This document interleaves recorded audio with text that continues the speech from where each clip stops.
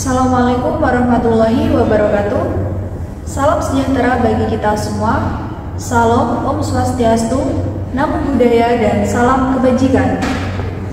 Sirih berlipat, sirih pinang, sirih dari Pulau Mutiara. Pemanis kata selamat datang, awal bismillah pembuka bicara. Bismillahirrahmanirrahim. Selamat pagi dan salam sejahtera bagi kita semua.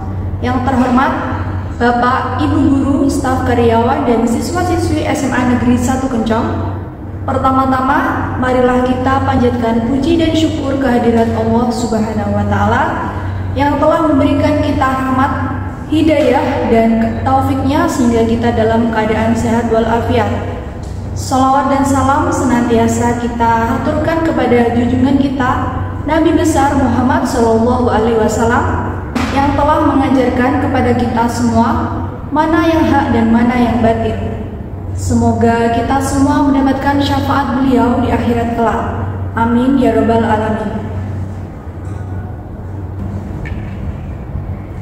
Saya Nafila Subradina selaku Kepala Sekolah SMA Negeri 1 Kencong akan menyampaikan pidato saya yang akan membahas tema pendidikan dengan judul menghidupkan kembali pendidikan berkualitas.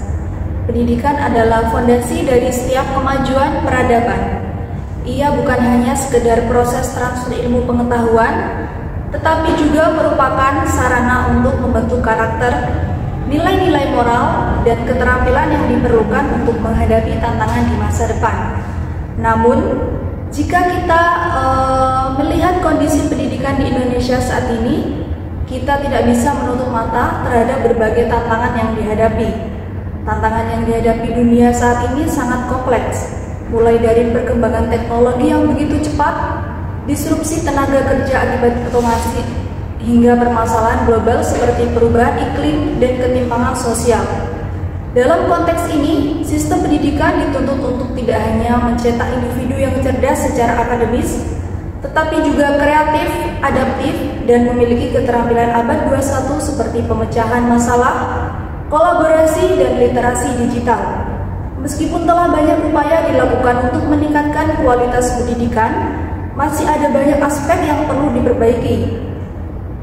Laporan World Economic Forum 2023 menunjukkan bahwa sebagian besar sistem pendidikan di dunia, termasuk Indonesia, masih cenderung berfokus pada aspek kognitif daripada pengembangan keterampilan tersebut.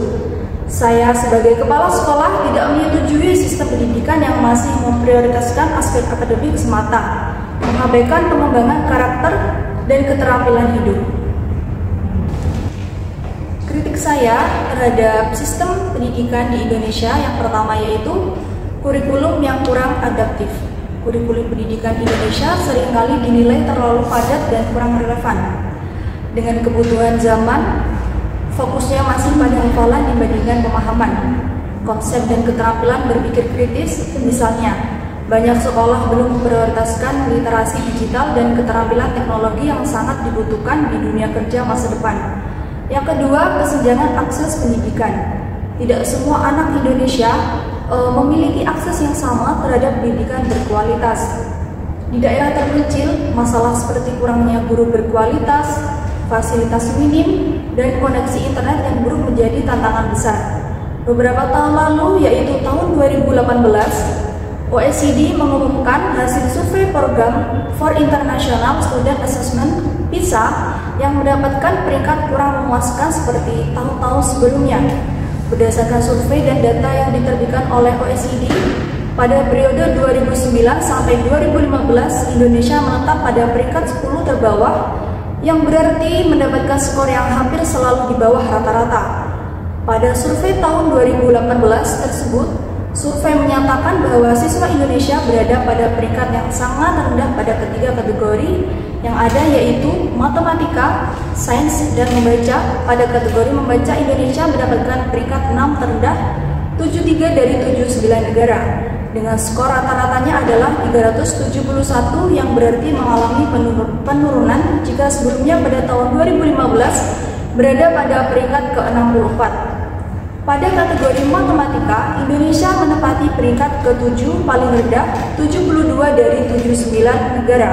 dengan skor rata-ratanya adalah 379, yang berarti juga mengalami penurunan jika dibandingkan dengan tahun 2015. Indonesia berdiri pada peringkat 63, dan pada kategori terakhir yaitu sains, Indonesia berada pada peringkat ke-9 terendah 70 dari 79 negara dengan skor rata-ratanya adalah 396. Pada kategori ini Indonesia juga mengalami penurunan dari tahun sebelumnya. Tahun 2015 Indonesia berdiri di peringkat 62. Kondisi yang saya harapkan bagi kualitas pendidikan di Indonesia yaitu mengembangkan kurikulum yang berbasis kompetensi dan keterampilan hidup adalah langkah penting dalam menciptakan pendidikan yang relevan dengan kebutuhan zaman.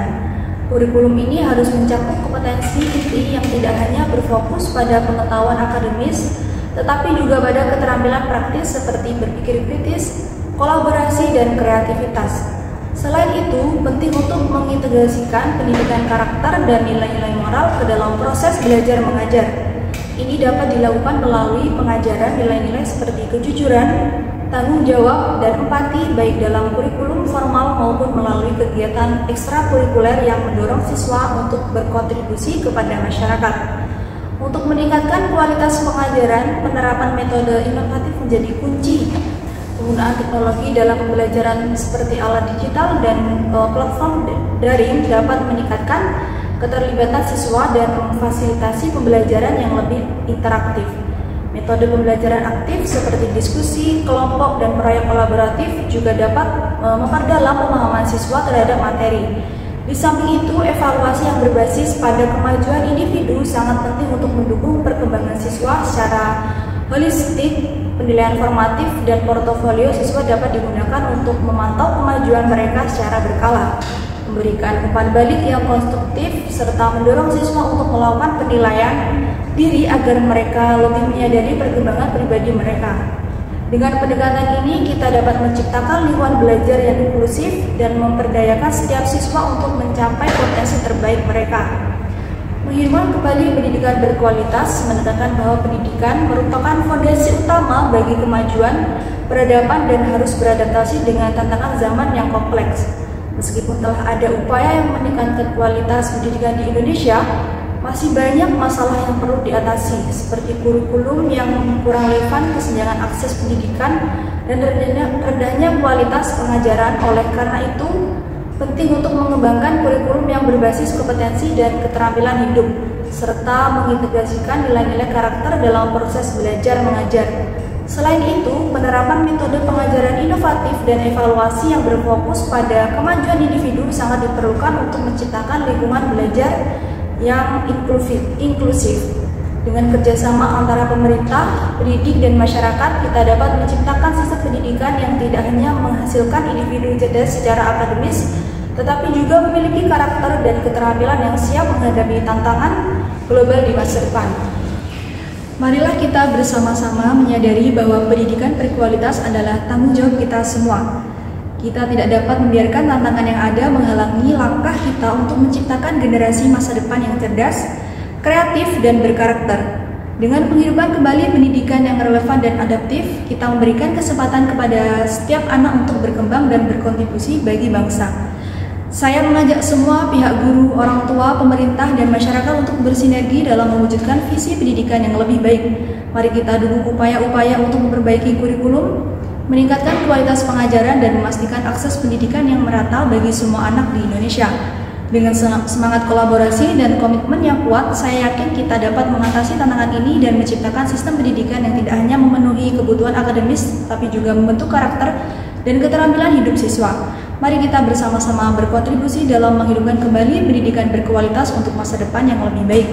Terima kasih atas perhatiannya. Mohon maaf apabila ada salah kata ataupun perbuatan yang kurang berkenan. Semoga Allah Subhanahu wa Ta'ala senantiasa memberkati setiap langkah kita dalam menciptakan pendidikan yang bermartabat dan berkualitas. Sekian dari saya. Terima kasih. Wassalamualaikum warahmatullahi wabarakatuh.